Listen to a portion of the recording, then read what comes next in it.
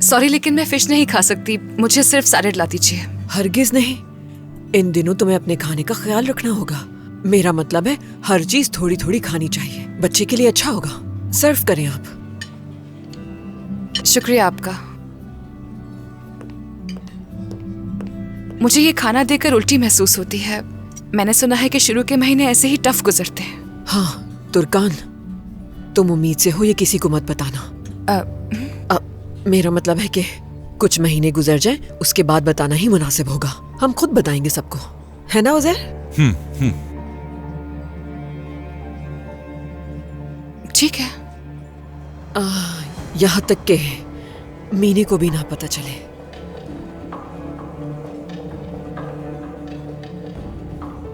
मीने से ये बात छुपाने की क्या जरूरत है? मैं तो सोच रही थी कि उससे टिप्स लूंगी क्योंकि वो अभी अभी माँ बनी है। उससे तुम्हें कुछ भी पूछने की जरूरत नहीं है।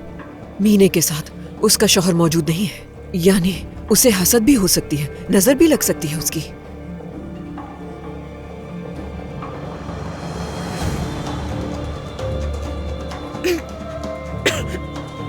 क्या मैं चलूं तुम्हारे साथ?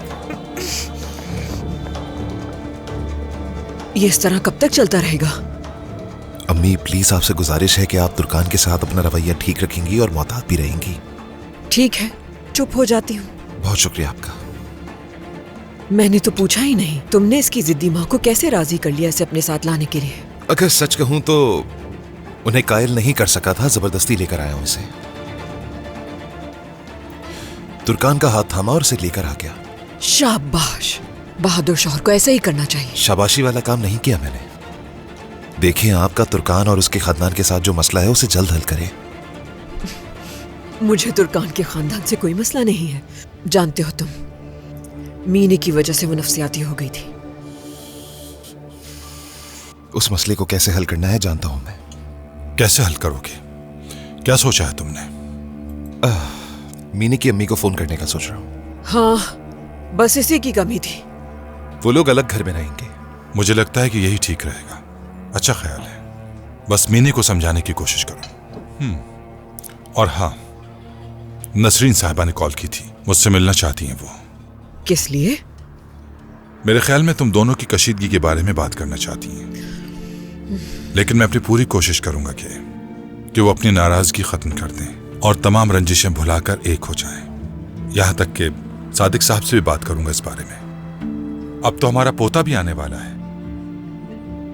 अब हम लोगों को एक खानदान बन जाना चाहिए। खानदान की बात कर रहे हैं?